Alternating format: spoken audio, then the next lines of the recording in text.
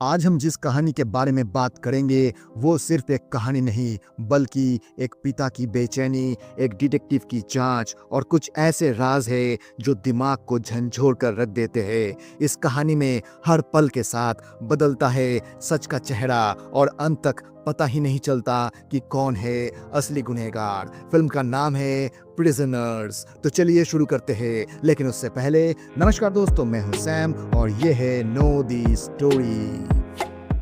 कहानी की शुरुआत होती है केलर डोवर से, एक सिंपल मिडिल क्लास आदमी जो अपनी पत्नी ग्रेस, बेटा रैल्फ और छोटी सी बेटी एना के साथ पेंसिल्वेनिया में रहता है। थैंक्सगिविंग का दिन है और केलर अपने परिवार के साथ अपने पुराने दोस्त और पड़ोसी फ्रैंकलिन के साथ घर जा रहा होता है। फ्रैंकलिन का परिवार भी छोटा और प्यारा है, पत्नी नैन्सी और दो बेटियां एलिसा और जॉय। थोड़ी देर बाद दोनों घर के बच्चे एना, जॉय, एलिसा और रैल्फ घर के बाहर घूमने निकलते हैं। घूमते घूमते वो एक गाड़ी के पास पहुंच जाते हैं। एना उस गाड़ी पे चढ़ने की कोशिश करती है पर बाकी बच्चे उसे नीचे उतार लेते हैं और सब घर लौट आते हैं। घर पहुंचने के बाद एना अपनी माँ ग्रेस से कहती है कि वो जॉय के साथ उनके घर जाना चाहती है, एक पुरानी टॉय को ढूंढने के लिए जो कुछ दिन पहले खो गया था। ग्रेस कहती है ठीक है, लेकिन अपने भाई को साथ ले जाना। लेकिन एना और जॉय बिना रैल्फ को बताए ही निकल जाते हैं। कुछ घंटों बाद सबको रियलाइज होता है कि एना और जॉय अब तक घर नहीं लौटी है। दोनों फैमिलीज उनको हर जगह ढूंढना शुरू कर देते हैं, लेकिन कोई पता नहीं मिलता। जब रैल्फ से पूछा जाता है कि उन्हें कहाँ देखा था तो वो कहता है मैंने उन्हें लास्ट टाइम उस गाड़ी के पास देखा था। अब सब लोग तुरंत उस गाड़ी के पास पहुंचते हैं, लेकिन वो गाड़ी वहां से गायब होती है। अब कोई रास्ता नहीं बचता। सब मिलके पुलिस में मिसिंग कंप्लेंट फाइल करते हैं। अब एंट्री होती है डिटेक्टिव लोकी की, एक इंटेलिजेंट ऑफिसर जो पहले भी कई मुश्किल केसेस सॉल्व कर चुका है। लोकी तुरंत केस को ले लेता है और जल्दी ही वो गाड़ी ढूंढ निकालता है। जब लोकी उस गाड़ी के पास पहुंचता है तो उसमें बैठा आदमी बिना किसी वजह के गाड़ी को भगाता है। गाड़ी कंट्रोल से बाहर जाता है और एक पेड़ से टकरा जाता है। पुलिस उस आदमी को अरेस्ट कर लेता है। उसका नाम होता है एलेक्स जोन्स। एलेक्स को इंटरोगेशन रूम में ले जाया जाता है। लोकी उसे बार बार एक ही सवाल पूछता है, एना और जॉय कहाँ है? पर एलेक्स हर बार वही जवाब देता है, मुझे नहीं पता, मैं जानता भी नहीं कि आप किसकी बात कर रहे हो। जब लोकी उसे कहता है तो मुझे देखते ही तुम भाग क्यों गए, तो एलेक्स बस इतना कहता है, मैं उस गाड़ी में सोता हूँ, वो मेरा घर है, मैं सिर्फ निकल रहा था। डिटेक्टिव लोकी ने जैसे ही एलेक्स को अरेस्ट किया उसने तुरंत उसकी बैकग्राउंड चेक करनी शुरू कर दी। कहाँ रहता है, उसका रूटीन क्या है और उसके कनेक्शंस कौन है। एलेक्स बताता है कि वो किसी परमानेंट घर में नहीं रहता, वो अपनी आंटी के घर के पार्किंग एरिया में एक पुरानी गाड़ी में ही रहता है। वही उसका टेम्पोररी घर है, वही सोता है, वही जीता है। लोकी बिना वक्त गवाए एलेक्स की आंटी के घर पहुंचता है। वो घर के आसपास सब कुछ ऑब्जर्व करता है, गार्डन, बैकयार्ड, गैरेज। तभी उसकी नजर एक पुरानी धूल से भरी गाड़ी पर पड़ती है। तभी अचानक एक औरत पीछे से आकर लोकी से सवाल करती है, यहाँ क्या कर रहे हो? लोकी शांत स्वर में उसे कहता है कि वो एलेक्स जोन्स के बारे में जानकारी लेना चाहता है और ये औरत कोई और नहीं बल्कि एलेक्स की आंटी होती है। वो कहती है एलेक्स बचपन से ही एक शांत और मासूम लड़का रहा है, उसने कभी किसी को परेशान नहीं किया। लोकी उसे एलेक्स के परिवार के बारे में भी पूछता है। तब वो बताती है कि एलेक्स उसका भतीजा है। लोकी अब कुछ सबूत चाहता है, इसीलिए वो फॉरेंसिक टीम को बुला के उस गाड़ी की तलाशी करवाता है। पूरा गाड़ी छान मारा जाता है, fingerprints, hair samples, blood traces, सब कुछ। लेकिन उस गाड़ी से किसी भी लड़की के होने का एक भी निशान नहीं मिलता। अब आती है केस में एक ट्विस्ट, जब मेडिकल रिपोर्ट से ये पता चलता है कि एलेक्स का मेंटल डेवलपमेंट 10 साल की उम्र के बाद रुक गया था। आज भी उसका दिमाग एक छोटे बच्चे जैसा है। डिपार्टमेंट के ऑफिसर्स और लोकी दोनों ये समझते हैं कि एलेक्स का इन्वॉल्वमेंट इस केस में नहीं हो सकता। लोकी ये सब बताने के लिए किलर के घर जाता है और कहता है, एलेक्स मेंटल तौर पर एक 10 साल के बच्चे जैसा है, मुझे नहीं लगता वो किसी को किडनैप कर सकता है। किलर जो अपने इमोशंस पर काबू नहीं रख पाता, गुस्से में फट पड़ता है। तो क्या तुमने कभी 10 साल के बच्चे को गाड़ी चलाते देखा है? अगर वो इतना ही मासूम था तो तुम्हें देखते ही भागा क्यों? लोकी कहता है, इन्वेस्टिगेशन अभी चल रही है, मुजरिम जल्द पकड़ा जाएगा। और ये कहकर लोकी वहां से निकलने लगता है। तब किलर उसके पास जाकर कहता है, जब तक केस सॉल्व नहीं हो जाता एलेक्स को कस्टडी में रखो, उसे छोड़ना ठीक नहीं होगा। लोकी कहता है, अगर किसी के खिलाफ कोई प्रमाण ना हो तो हम उसे 48 घंटे से ज्यादा नहीं रख सकते। कल उसका 48 घंटा पूरा हो रहा है, हमें छोड़ना पड़ेगा। केलर कहता है, अगर उसने लड़कियों को किडनैप किया है और तुम उसे छोड़ दोगे तो वो उन्हें मार भी सकता है। तुम्हारे लिए एक सस्पेक्ट हो सकता है, पर मेरे लिए वो मेरी बेटी का किलर बन सकता है। लोकी साफ अल्फाजों में कहता है, हमें कानूनी दायरे में रहकर काम करना होता है, किसी भी शख्स को बिना सबूत के रोक नहीं सकते।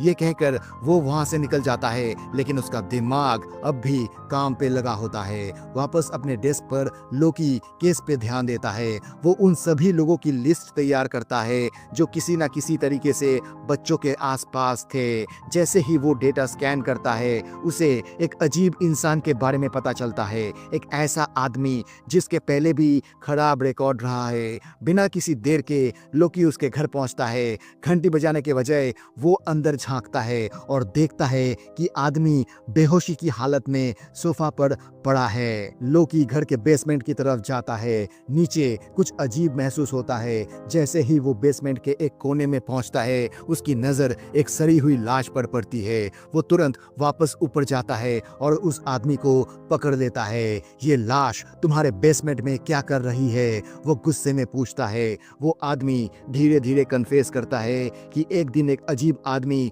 उसके चर्च आया था जिसे गिल्ट सताया हुआ था। उसने कहा था, मैंने 16 बच्चों को मारा है और आगे भी मारने वाला हूँ। आगे कहता है कि वो आदमी इतना डेंजरस लगा कि उसने उसे मार दिया। लोकी इस कन्फेशन को सुनता है, लेकिन उसे मालूम है कि ये असली गुनहगार नहीं है, कोई और है जो छुपा हुआ है। अगले दिन सर्च ऑपरेशन होता है। 2 लड़कियों को ढूंढने के लिए ऑफिसर्स जंगल के हर कोने को छानते हैं। इधर किलर अपने बेटे के साथ थोड़ा वक्त बिता रहा होता है जब उसकी पत्नी का कॉल आता है और एक शॉकिंग खबर मिलती है। एलेक्स जोन्स को पुलिस ने रिलीज कर दिया है। इतना सुनते ही किलर पुलिस स्टेशन की तरफ भागता है। अंदर घुसते ही वो गुस्से में एलेक्स पर टूट पड़ता है, लेकिन तभी एलेक्स उसके कान के पास आके धीरे से कहता है, मैं जब उसके साथ था उसने एक बार भी नहीं रोया। ये लाइन किलर के अंदर आग लगा देती है।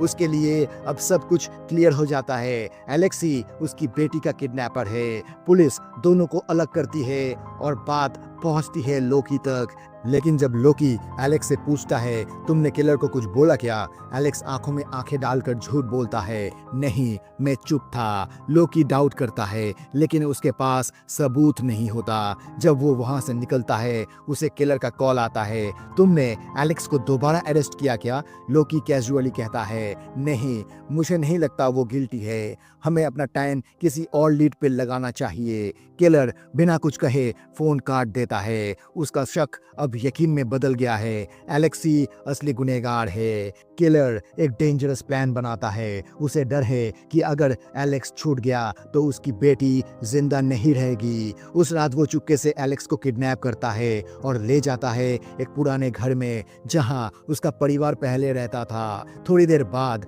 किलर अपने दोस्त फ्रैंकलिन को भी बुला लेता है। उसे पूरी कहानी बताता है। मुझे पूरा विश्वास है ये वही आदमी है जिसने हमारी बेटी को किडनैप किया है। लेकिन फ्रैंकलिन किलर को समझाता है, ये रास्ता रास्ता गलत है, तुम कानून को अपने हाथ में मत लो, पुलिस अपना काम करेगी। लेकिन केलर कहता है सिस्टम ने उसे निर्दोष कहकर छोड़ दिया, अगर वो बाहर रहा तो मेरी बेटी कभी घर नहीं लौटेगी, मैं ये रिस्क नहीं ले सकता।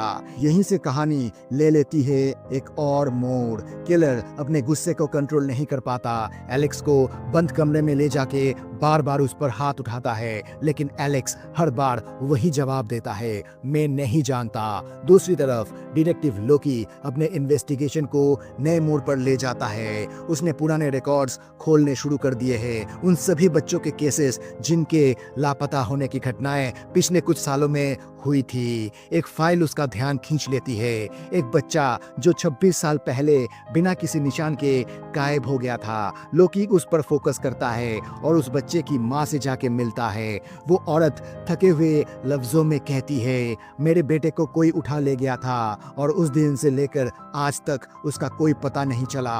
वो और भी कहती है कि जब उसका बेटा लापता हुआ था तब उनके घर के सामने एक गाड़ी देखी गई थी, वही पैटर्न जो अब दोबारा रिपीट हो रहा है। इस बीच अब लोगों का गुस्सा भी बढ़ने लगता है। 4 दिन बीत गए लेकिन लड़कियों का कुछ पता नहीं। लोग सड़क पर कैंडल मार्च निकालते हैं, लोकी भी वहां मौजूद होता है, सब कुछ देख रहा होता है। तभी उसकी नजर एक अजीब आदमी पर पड़ता है। उस आदमी के साथ एक लड़का भी होता है जो कुछ नर्वस सा दिखता है। जैसे ही लड़का लोकी को देखता है वो दौड़ लगा देता है। लोकी तुरंत उसका पीछा करता है लेकिन लड़का भीड़ में खो जाता है, पर उसका चेहरा लोकी के दिमाग में छप चुका होता है। अगली ही सुबह लोकी स्केच आर्टिस्ट के पास जाता है और उस लड़के का चेहरा बनवाता है। वो स्केच हर न्यूज चैनल पर चला दिया जाता है। थोड़ी देर में एक कॉल आता है। एक स्टोर में काम करने वाली लड़की लोकी को बताती है वो आदमी अक्सर यहाँ आता है और बच्चों के कपड़े खरीदता है, लेकिन ना उसका एड्रेस मालूम है ना उसके बारे में कुछ और पता है और हमेशा कैश में पेमेंट करता है। लोकी तुरंत अपना कार्ड उस लड़की को देता है और आगे बोलता है कि अगले बार जब वो आए तो बिना देर किए मुझे कॉल करना। कुछ वक्त बाद वो आदमी केलर के घर के आसपास देखा जाता है। केलर की वाइफ जब घर में कुछ आवाज महसूस करती है तो वो देखने जाती है, पर तब तक वो आदमी खिड़की से कूदकर भाग चुका होता है। डर के मारे वो तुरंत लोकी को कॉल करती है। उसी रात लोकी को एक और शॉकिंग बात पता चलता है। केलर रोज रात को घर के बाहर रहता है। उसकी पत्नी कहती है, वो कहता है पुलिस की मदद कर रहा है, लेकिन मुझे लगता है कुछ छुपा रहा है। लोकी के अंदर अब शक जाग चुका है। अब उसका फोकस केलर पर शिफ्ट हो जाता है। एक रात लोकी छुपकर केलर का पीछा करता है और लगभग उसे एलेक्स के साथ पकड़ ही लेता, पर केलर उसे चकमा दे देता है। वो एक लिकर स्टोर में चला जाता है, एक बॉटल उठाता है और कैजुअली लोकी के पास आकर कहता है, तुम मुझे क्यों फॉलो कर रहे हो? लोकी पूछता है, एलेक्स पिछले कुछ दिनों से गायब है, क्या तुम्हें कुछ पता है? केलर कहता है, अगर एलेक्स गायब है तो ये पुलिस की जिम्मेदारी थी, पर उसके लिए तुम मेरा पीछा क्यों कर रहे हो? ये कहकर वो गुस्से में वहां से चला जाता है। कुछ वक्त बाद किलर उसी पुराने जगह पर वापस पहुंचता है जहां उसने एलेक्स को बंदी बनाया हुआ था। इस बार टॉर्चर और बढ़ चुका होता है, फिर भी एलेक्स कुछ नहीं बोलता, लेकिन जब दर्द हद से ज्यादा बढ़ता है वो बोल उठता है, मैं एलेक्स नहीं हूँ। तभी लोकी वहां आ जाता है। यहीं पर कहानी ले लेती है एक और मोड़। जैसे ही लोकी उस जगह पर पहुंचता है उसकी नजर किलर पर पड़ती है। वो तुरंत पूछता है, यहाँ क्या कर रहे हो? किलर थोड़ा झिझक भरी मुस्कान के साथ कहता है, ये मेरा पुराना घर है, जब कभी ज्यादा ड्रिंक कर लेता हूँ तो यहाँ आकर कुछ वक्त गुजारता हूँ। लोकी कुछ सोचता है फिर बोलता है, तो फिर चलो एक बार अंदर का टूर करा दो, मैं भी देखना चाहता हूँ इस जगह को। किलर उसे अंदर ले जाता है। लोकी हर एक कमरा देखता है और फिर वहां पहुंचने लगता है जहां किलर ने एलेक्स को छुपा रखा होता है। तभी उसका फोन बजता है। कॉल किसी और का का नहीं बल्कि वही स्टोर वाली लड़की का होता है। वो लड़की कहती है, सर वही आदमी स्टोर में आया था, लेकिन जैसे ही उसने मुझे देखा सीधा भाग गया। मैंने उसकी कार का नंबर लिख लिया है। नंबर मिलते ही लोकी बिना देर किए उस आदमी के घर पहुंचता है और उसे अरेस्ट कर लेता है। घर की तलाशी लेते वक्त लोकी को कई अजीब चीजें मिलती है।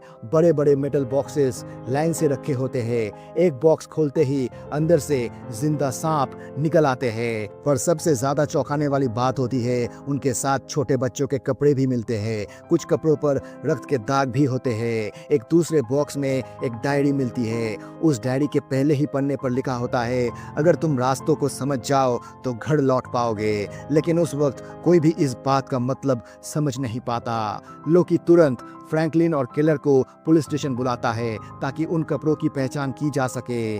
जब दोनों पहुंचते हैं तो उनका चेहरा तुरंत उतर जाता है। ये तो हमारे बच्चों के कपड़े हैं। खून से भरे कपड़े देखकर फ्रैंकलिन का हौसला टूट जाता है। वो समझ लेता है उनकी बेटी अब शायद जिंदा नहीं रही, पर किलर के अंदर अब भी एक उम्मीद का दिया जल रहा होता है। उसका दिल कह रहा होता है एना अब भी कहीं जिंदा है। वो तुरंत वापस उस जगह जाता है जहां एलेक्स को रखा गया है और पूछता है, प्लीज अब बता दो मेरी बेटी कहाँ है। एलेक्स धीरे से बोलता है, वो भूल भुलैया में है। इधर पुलिस स्टेशन में तब तक वो नया सस्पेक्ट को भी पूछताछ किया जाता है। ऑफिसर्स उसे लगातार पूछते हैं, और कौन कौन से बच्चे तुमने छुपाए हैं, कहाँ है वो सब। वो चुप रहता है, फिर एक पेंसिल उठाता है और एक पेज पर एक भूल भुलैया बनाता है। ऑफिसर्स हैरान होते हैं, ये क्या है, क्या कोई सिग्नल दे रहा है, लेकिन कुछ समझ नहीं आता। लोकी उस पर चिल्लाता है, ये क्या नौटंकी है,